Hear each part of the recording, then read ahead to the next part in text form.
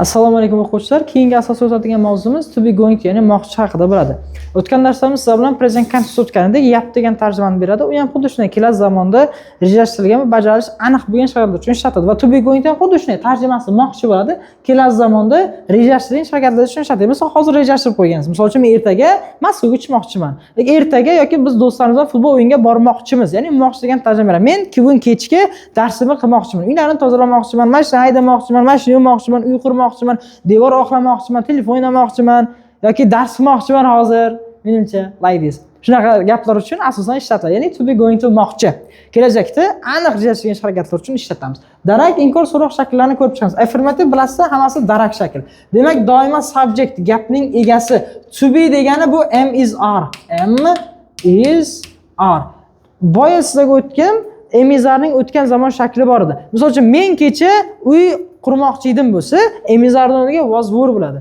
Yoki men ertaga devor oqlamoqchiman bo'lsa yoki uy qurmoqchiman bo'lsa, am is are fe'lini qo'yaverasiz. Lekin o'tgan zamonda bo'ladigan bo'lsa, kecha men uyga vasalom qilmoqchi edim ustoz bo'lsa, I was bo'ladi yoki we were ga nisbatan ishlatiladi. Hozirgi zamonda va kelasi zamonda am is are plus going to plus fe'l bir bo'ladi. Fe'l bir. Ya'ni fe'lga hech qanday qo'shimcha qo'shilmagan shakl. Misol uchun gap yozaman. I am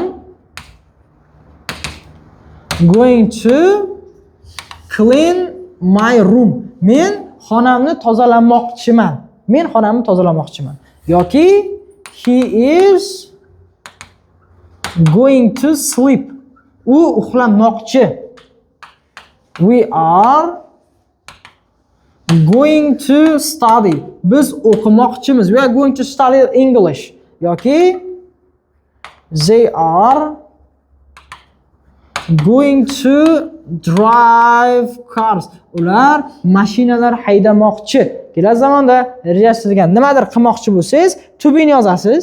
Hammasiga going to ni yozib, nima qilmoqchi bo'lganingizni aytib ketaverasiz. Fe'lni yozib ketaverasiz. Inkor shakli bilamiz. Doimo egadan keyin yana o'sha am is are keladi. To be bittagina not inkor yuklamasini qo'shasizdagi. Ya'ni going to plus verb one, ya'ni fe'lga bir qo'shasiz. O'sha ish harakatni qilmoqchi emas. Men uy tozalamoqchi emasman, bo'lsa. I am not going to clean my house. Uyimni tozalamoqchi emasman. Yoki he is not going to sleep. U uxlamoqchi emas, u hali dars telefon o'ynamoqchi. Yoki they are not going to answer. Ustoz, ular uyga vazifaga javob bermoqchi emas. Men nima deyman? Demak, men tayoq bilan urmoqchiman bo'ladimi? Ana shunday. So'roq shakli bo'ladigan bo'lsa, doimo to be ig'doniga chiqar qalasizlar. To be plus subject plus yana o'sha going to plus fe'l bir. Ana shunday. Siz nima qilmoqchisiz degan savol ko'p keladi-da. What are you going to do? Siz nima qilmoqchisiz? What are you going to do? Siz nima qilmoqchisiz? Yoki is he going to study? O'qimoqchimi? Is she going to study? U o'qimoqchimi?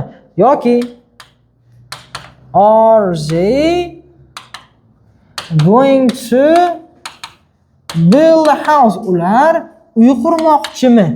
Like this. Hammasiga inkor shakli bo'ladigan bo'lsa, not, so'roq shakli bo'ladigan bo'lsa, hammasida to be idan oldinga chiqish orqali yasaladi va nima qilmoqchisiz going to dan keyin o'sha qilmoqchi bo'lgan ish harakatingizni aytishingiz kerak bo'ladi. Bu juda oson mavzu. To'liq yozib olasiz daftaringizga, keyin gap tuzish esdan chiqmasin. Rahmat.